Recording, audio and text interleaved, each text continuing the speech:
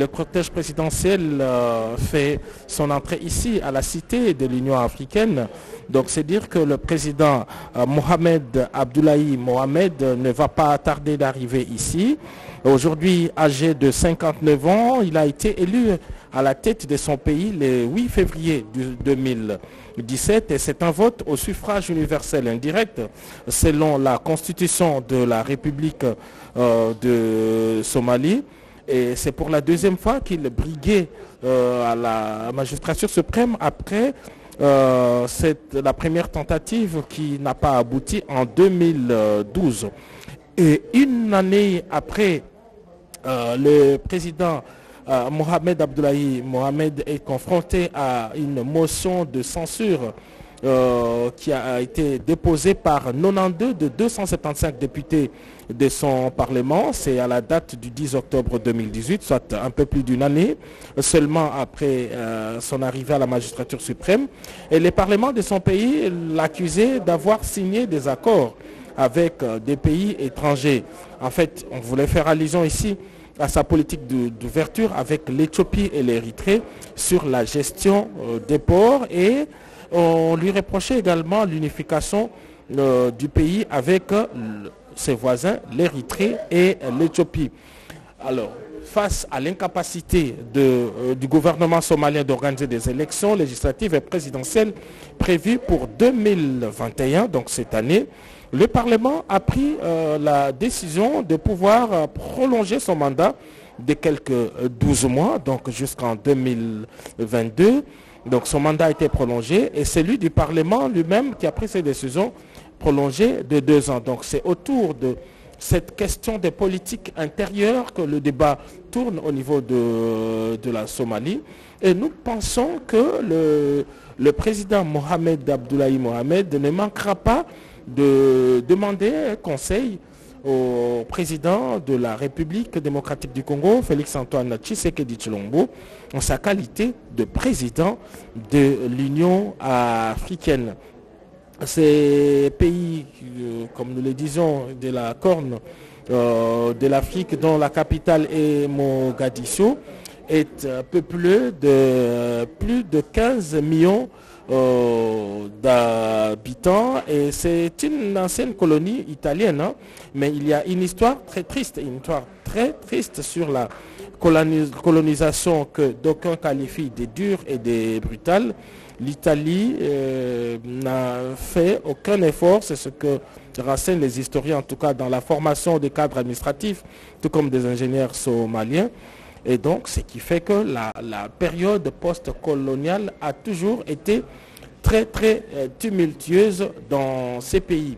Le président Mohamed Abdoulaye Mohamed, qu'on appelle dans son propre pays Fromaggio, qui signifie simplement en italien fromage, c'est un surnom qui porte toute une histoire, Blaise Bokokia. Il semble qu'il a hérité d'abord ces surnoms de son père. Donc autant les Congolais appellent affectueusement leur président de la République Fachi Béton, au niveau de Mogadiscio, le président Mohamed Abdoulaye Mohamed est carrément appelé Formaggio. Formaggio, c'est d'abord un nom qu'il a hérité de son père, qui fait partie également de pionniers de ce pays. Et l'anecdote, c'est que lorsqu'il avait été arrêté par les colons et mis en prison, il y avait de la nourriture que les Italiens lui apportaient et aucun prisonnier ne pensait le prendre, mais lui a accepté de se nourrir avec cette nourriture italienne. Et depuis, on a qualifié cette nourriture de fromaggio, qui signifie simplement fromage, et les fils Mohamed, qui a passé la plupart de son temps d'ailleurs aux États-Unis d'Amérique. Il a d'ailleurs la nationalité, la double nationalité, et cela est admis dans leur constitution. C'est un citoyen américain qui est à la tête de Somalie. Il jouit donc de la double nationalité, et comme cela est conforme à leur constitution, le président Mohamed Abdoulaye Mohamed a hérité de ce prénom de son père Fromaggio, et c'est comme cela que tous les Somaliens l'appellent. Merci beaucoup Giscard Koussema pour cette intervention, très chers téléspectateurs. Je crois bien que le réalisateur Maxime Androquois va nous prendre ces belles images où déjà les officiels congolais sont rangés pour accueillir le chef de l'État qui sort de son bureau. Félix-Antoine Tshisekedi Tshilombo, le président de la République démocratique du Congo et président de l'Union africaine, sort donc de son bureau pour accueillir son homologue somalien que vous voyez au travers de ces belles images nous proposées par Jires Nkelani avec la complicité de Maxime Androquois et toute l'équipe technique de la RTNC qui est déployée ici au niveau de l'Union africaine. C'est une visite de travail et Giscard Koussema l'a souligné, très chers téléspectateurs.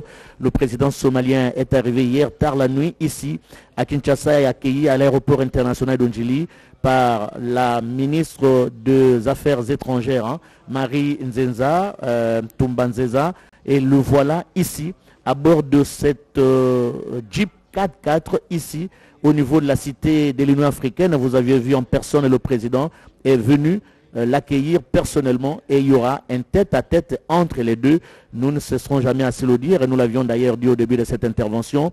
La Somalie traverse une période quelque peu difficile au niveau de sa politique avec la fin du mandat du président qui a été prolongé de quelques mois et le voilà en personne, il descend de sa Jeep, il va bien sûr se dirige vers son homologue congolais Félix-Antoine Tshisekedi Tshilombo, il se salue, Covid oblige, Covid-19 oblige, le mode de salutation a changé, mais on découvre quand même que sur le visage des deux chefs d'État, voilà comment ils se parlent, il y a visage non tendu et un accueil chaleureux, même si le contexte est quelque peu difficile avec la Covid-19. Voilà, ils posent pour la postérité, les deux chefs d'État.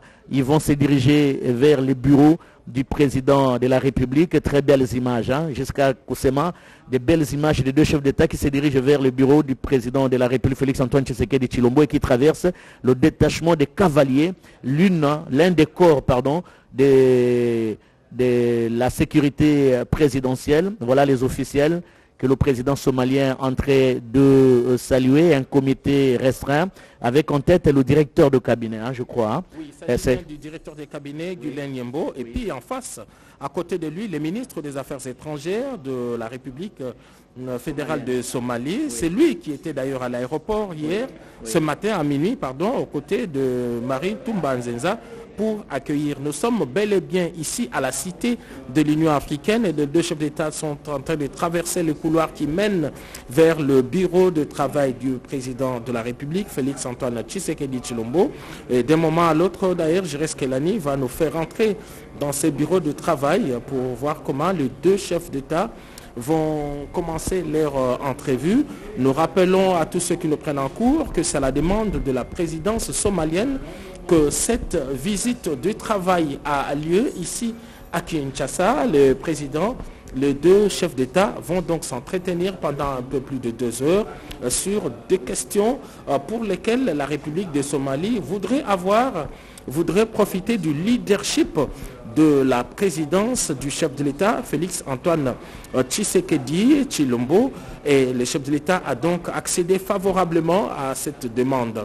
Et nous voulons d'ailleurs profiter de cette antenne pour dire que cette semaine sera essentiellement diplomatique pour le chef de l'État, parce qu'on annonce également 2 autres chefs d'État au courant de cette semaine. D'ici 24 heures, un président, pas le moindre, qui sera reçu ici même à la cité de l'Union africaine. J'ai cité le président Uhuru Kenyatta, le président du Kenya, qui est attendu ici. Et dans les 24 heures, il devrait arriver ici à Kinshasa. Et à part lui, il y a un autre chef d'État parmi nos voisins directs. C'est le président Edgar Lungu de Zambie, qui est également annoncé ici. Et tous viennent donc dans les cadres de l'Union africaine et ils viennent solliciter le leadership du président de la République démocratique du Congo, Félix-Antoine Tshisekedi Tshilombo, président en exercice de l'Union africaine.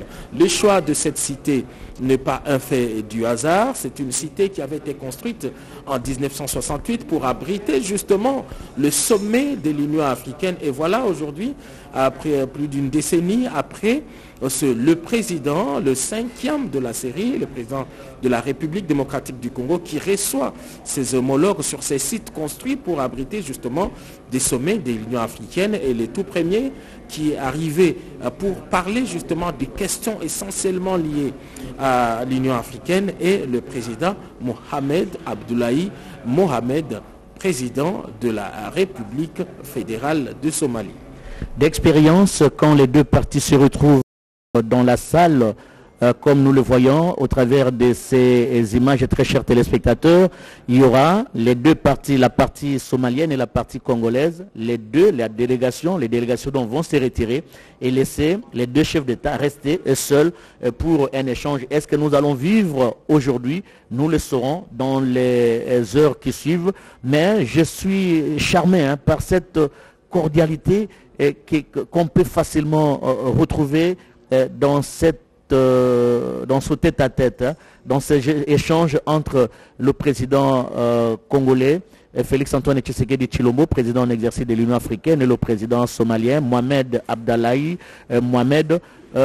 Mathieu Modibangu, ça se passe bien, hein. Regardez l'ambiance qui règne dans la salle, ce qui prouve à suffisance que Félix-Antoine Tshisekedi Tshilombo a porté réellement son costume du président de l'Union africaine pour résoudre des problèmes qui se posent au niveau du continent.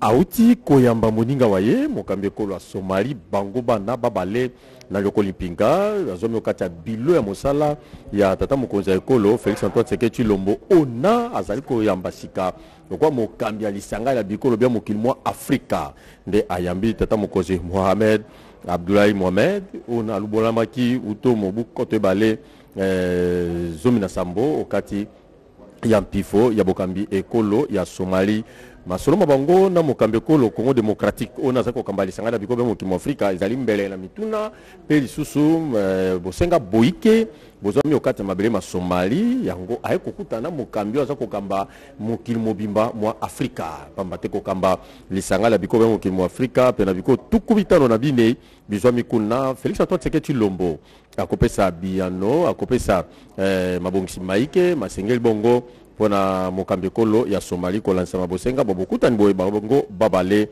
kolo eye ya Somalie ezali ekolo ekutani na mitungisami mikakatano mya ndenge na ndenge kasi bokimia boze koingela pamba te uto miatuku mbaye na motoba sanza sama mobuko toko kama libwa tuku motoba nde ekolo eyezwa kalipanda sili yango bongo simala kotalisa ete wana na bilili boza kolanda foto ya tata mokonzi ekolo ya Somalie awa na cité ya Union africaine etongama uto mobuko toko kama libwa tuku motoba na mwambe nzokande ezali cité eye yamba likita linene ya batata bakonzi lenge kani maso mazali ko sale mokata mabele ma République démocratique du Congo utolobi loleki na bileko bya butu penza to pe na minuit ya lelonda buta ko kata mabele ma République démocratique du Congo ekolo ya Somalie ezali penza na bosenga bozwi boko mabongisi biano masengeli kouta na mokambi ekolo Félix Antoine Tshisekedi Tshilombo talakati na batata bakonzi bazwami okata bilo ya mosala masolo mabango na banzi makozala pona makambo maike